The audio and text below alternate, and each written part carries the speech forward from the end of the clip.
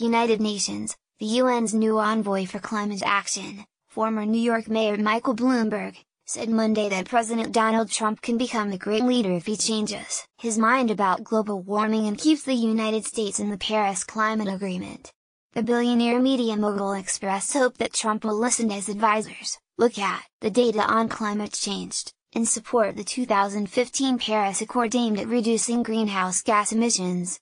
Bloomberg spoke during a ceremony at which UN Secretary-General Antonio Guterres gave him the new title of UN Special Envoy for Climate Action, handing him the job of spurring international action to help curb global warming. A longtime activist for clean energy and the green economy, Bloomberg was appointed UN Special Envoy on Cities and Climate Change by the UN Chief Ban Ki-moon in January 2014. Since then, he has been traveling around the United States and the world campaigning for a reduction in carbon emissions. Guterres announced that Bloomberg will help support a UN climate summit that he is planning at UN headquarters in 2019 to mobilize more ambitious action and start implementing the Paris Climate Agreement now. Countries agreed in the Paris Accord to limit global warming to 2 degrees Celsius, 3.6 degrees Fahrenheit, and do their best to keep it below 1.5 degrees Celsius, 2.7 degrees Fahrenheit, compared with pre-industrial times. But the agreement starts after 2020, and at UN climate talks in November over 170 countries stressed the importance of implementing ambitious climate actions before 2020. Trump announced last June that he was withdrawing the US from the Paris Agreement, fulfilling a campaign pledge to quit the world's chief effort to slow planetary warming. He framed his decision as a reassertion of America's sovereignty and argued that the agreement had disadvantaged the US to the exclusive benefit of other countries, leaving American businesses and taxpayers to absorb the cost.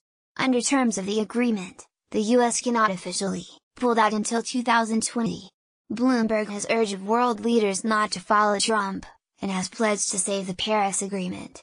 Last October, for example, his foundation donated $64 million to a Sierra Club program seeking to phase out coal-fired power plants and reduce planet-warming carbon emissions.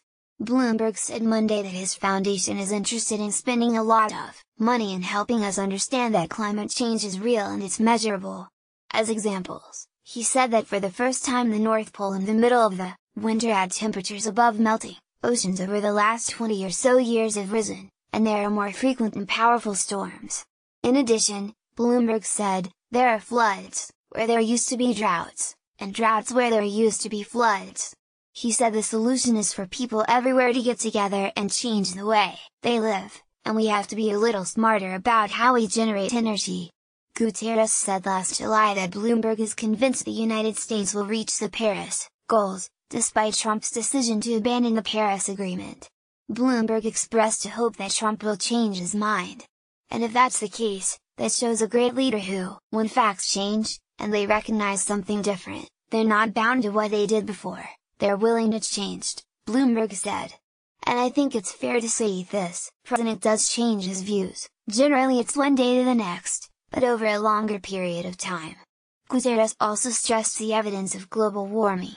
He said, temperatures in the atmosphere and at sea level are rising faster than expected, glaciers are receding more quickly, and the Arctic ice cap is shrinking much more quickly and dramatically than in the past, so climate change is running faster than we are. But the UN chief said there are 2 pieces of very good news, the Secretary-General said, today, the cheapest energy is green energy and the green economy is the economy of the future. And there is enormous capacity to mobilize civil society, the business community and cities. Guterres pointed to the work Bloomberg has done in all those areas, saying, I am very confident that this battle will be won, because the realities of today's economy are such that the wise decision is the green decision.